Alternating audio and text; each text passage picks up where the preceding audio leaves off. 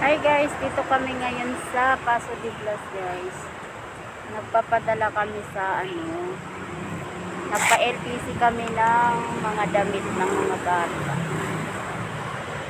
So, tambay muna kami dito guys kasi nagpapahinga kami.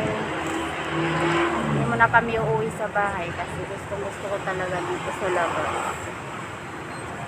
Lagi na lang kasi ako sa loob ng bahay. Nakakainit na rin, walang ginagawa. Ayan guys, napupuupo muna kami guys. Ito kami sa gilid ng daan guys. Gilid ng highway.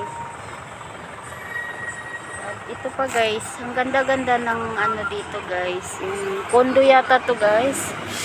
Sobrang guys, ayan oh. Ayan. Oh. Mga bagong kondo yan guys.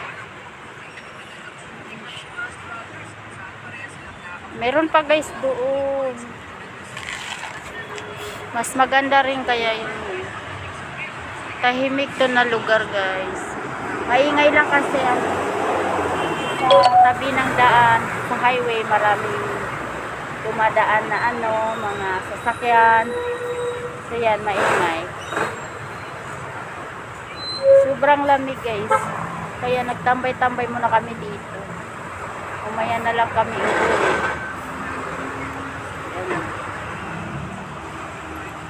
Sobrang laking